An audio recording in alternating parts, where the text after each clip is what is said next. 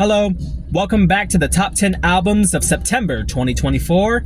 I Heart the 80s. Today we are taking a look at number 7, Hounds of Love by Kate Bush, released in 1985. As far as covering albums go, this is one of the most ambitious ones that we have done. It took me a very long time to understand the mastery at display. It took me a very long time to have a connection with this album, but I think we finally got it. So let's stop wasting time. Let's get into it. This is Hounds of Love. Starting off with the opener, Running Up That Hill, A Deal with God. It's probably the song that everybody knows, of course. I love the synth on this track, and I know that's kind of obvious to say, but funny enough, from what I remember, the synth doesn't play as big as a role as you might think. For it being the 80s and whatnot, it doesn't play a huge role in this album. You probably get it the most on this song and another song that we will get to. As far as the 80s sound that we've come to know and love, you can basically just throw that out the window after this track. With Running Up That Hill, I think we all fall into a trap of thinking that either the rest of Kate Bush's material will sound like that, or at least the rest of this album will sound like that. And it's not the case at all. Thankfully, I didn't fall into that trap with Hounds of Love. I fell into that trap with her first album, The Kick Inside. You know, I thought The Kick Inside would have some elements that would resemble Running Up That Hill, but it didn't. All I figured out with that record is that Kate Bush is a very, very weird artist. So I had that in mind with Hounds of Love, and I knew that going in, and it was still a challenge. I don't say challenge in a negative way. It really felt motivational to try to just listen to this album as much as possible and get what she was trying to say. But speaking of what she is trying to say, let's talk about Kate Bush for a second. Her vocals on this album, you know, I would like to say that they steal the show, but she knows when to make it the highlight and when to bring it back. With Running Up That Hill, it's definitely a highlight because I think she's trying to give you a preview of how she uses her voice throughout the record. So Running Up That Hill, it's a song that we all know and love. Let's move on. Moving on to our title track, Hounds of Love. Hounds of Love is the best representation of the sound that you're going to hear throughout most of this record. I love the loud drums. I love the strings in the background. I love her backup vocals. I really want to say that she's barking, which is kind of cute. I love the way that she says throw on this song. You can really get a sense of her personality. Kate Bush is an eccentric individual for sure. I really dig the way that she describes things. Kate Bush, with her lyrics, her strength is the way that she just paints this picture in your head. And for about 4 or 5 lines, she's describing the hound and the fox. I love the way that she does it. It's very descriptive. It leaves no room for your imagination. It's pretty much all there, and I dig it. I dig it a lot. There's more of that descriptive storytelling throughout this album, and she is just a master at it. So, Hounds of Love, it's definitely not my favorite, but I think it's the best way to kick things off with this album. If you want a good idea, a good representation of how most things are going to sound with this record, check out the title track. Moving on to The Big Sky. This is another rare example of that 80s sound, especially when it kicks in. This song is all about build, baby. Whenever you get to that first big sky, and if you just keep on listening, she's adding layers and layers and layers. For instance, near the 3-minute mark of this track, there happens to be a solo, or at the very least, an electric guitar lick playing in the background, but I really want to say it's a full-blown solo, just kind of like tucked in there. It's there if you want to listen to it. We're not going to make it obvious, but it's there if you like it. So with The Big Sky, it's very fun. It's a very fun song, and at this point, we're kind of riding a high, but don't expect that to last too long. Moving on to Mother Stands for Comfort. This is probably my favorite song of the album. As I mentioned with that riding high feeling, we come to a screeching halt with this song. This song is very dark. It's very cold. This is one of the first instances that we get a kind of like cold vibe, almost like you're freezing to death. That bass tone, man, is awesome. And then you pair it up with the high synth. I don't know if you can hear that, but there's this high synth kind of mimicking the main vocal line on the chorus, and those two pairings with this song is just, oh man, I love it. There's this awesome part. I want to say it's like at the end of the second verse. She ends off with like a make me comment, and then she ends up saying, make me do this, make me do that. It's so soft and it's so subtle that I missed it the first couple of times. And then she went back into her vocal rhythm. Awesome.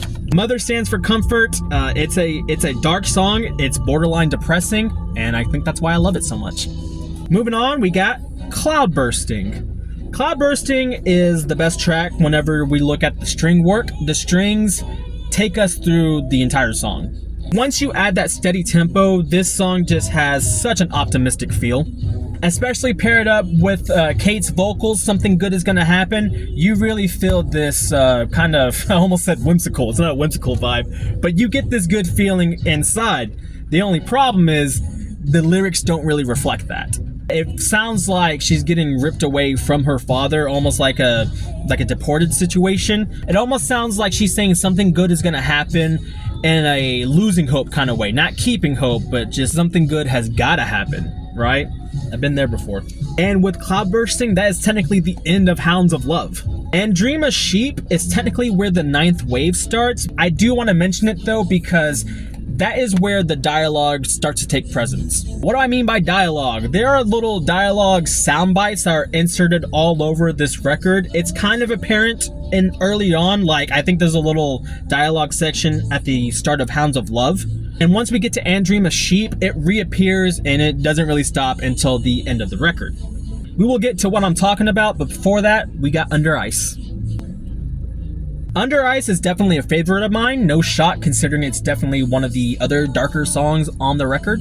Love the cello work in the beginning. It just sets this very pessimistic tone, a very ominous tone. That was the word I was looking for. Again, this is where you start to get that cold feeling. I read somewhere that the second half of this album deals with the fear of drowning. Now, at the 1 minute 20 second mark, Kate starts to describe ice skating. Now that might sound like a boring statement on its own, but trust me, the way she describes this is phenomenal. Yeah, Under Ice, great song, great lyrics. Moving on. Waking the Witch. Waking the Witch. Easily the most weirdest song on this record and definitely the most intense. That intensity doesn't start until after a minute in. Before that, you have this wonderful piano piece with a lot of dialogue inserts. I mentioned the dialogue and how it would increase. At this point, we're getting to critical mass. It's starting to become more and more apparent. It really gives you the feeling that Kate, or whoever this person that she is describing, is kind of like going through this limbo experience and just kind of re-experiencing her life all over again. Everybody is telling her to, wake up, wake up, wake up. And then she does. This part is weird. This part is really weird. Me personally, I'm not the biggest fan of that. I'm not the biggest fan of a devil feature, but man, is it impactful. Like I said, it's intense. It's really like... Either way, it's one of my favorites. It shouldn't be, but I really like the way she said red, red roses and pinks and poses whenever she's getting interrogated by Satan. So yeah, Waking the Witch, just be prepared because it's a weird one. So we're gonna move on to The Jig of Life. Jig of Life is very appropriately named because it makes you want to do a jig yourself. There's a lot of talk with Ireland in this record, and this is where it shines the most, not just with the subject matter, but also the instrumentation. When it comes to the dialogue, we get it the most on this song. It actually takes us like halfway through all the way to the end. I read somewhere this is where our main character is going back and trying to give help to themselves, because at this point, they really needed the help. I mean, they just dealt with the devil, so you need all the help you can get after that.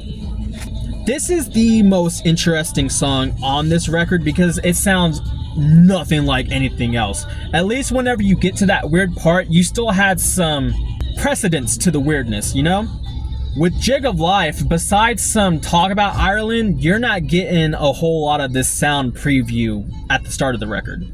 And then it just hits you and you're in the middle and all of a sudden you just want to start dancing, and it really takes you, and it really wants you to pull away to somewhere fun. You know what it feels like? It feels like home. It feels like we're at home finally and we're just having a good time. So The Jig of Life, definitely one of my favorites. Now Hello Earth, the most impressive track vocally for me, which is saying a lot considering this album. A lot of this song is actually a rendition of a song from Georgia called Caro. I am pronouncing that totally wrong. And I think it's so interesting how Kate weaved in her own writing with the writings of the past. Kind of like, you know, two souls meeting up, I guess, in this point of the story. It's fitting. Hello Earth, a beautiful vocal track. Just put it on, make sure you have both headphones on, keep your eyes closed the entire time, and just let it take you, man, because it is such a beautiful experience. Our closer is The Morning Fog. I'm not too crazy about The Morning Fog as a song or as a closer, but I imagine at this point in the story, we have returned to our life and things are back to normal again. And that's always good, right?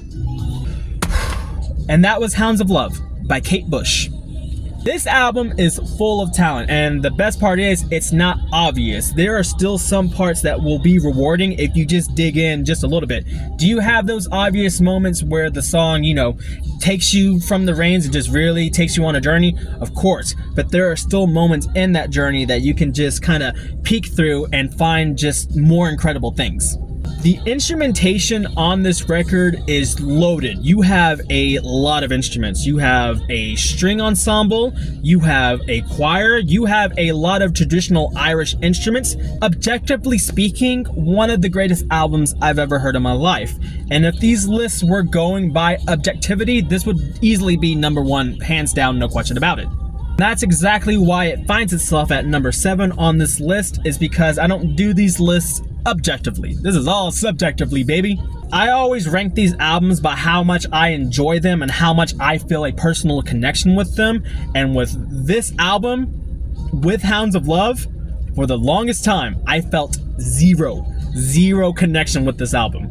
Makes you feel like a damn freak after the second or third time of listening to Hounds of Love, and you're sitting there like, what am I missing? Like, what's not clicking? I mean, look at these notes. This is actually how I want to do these top 10s, but I don't have the time to do this. I had to set time aside just to like really lock in with this album, and it's worth it. It's totally worth it. If I had it my way, each album would get this kind of treatment, and then we can do these lists, you know, a little bit more objectively, I guess a little bit more professionally, if you want to call it that. As it stands, we just gotta lead with our emotions on these lists. When it comes to Hounds of Love, and really when it comes to Kate Bush, I'm starting to realize that it's somebody that I respect as an artist, but her stuff is just not for me.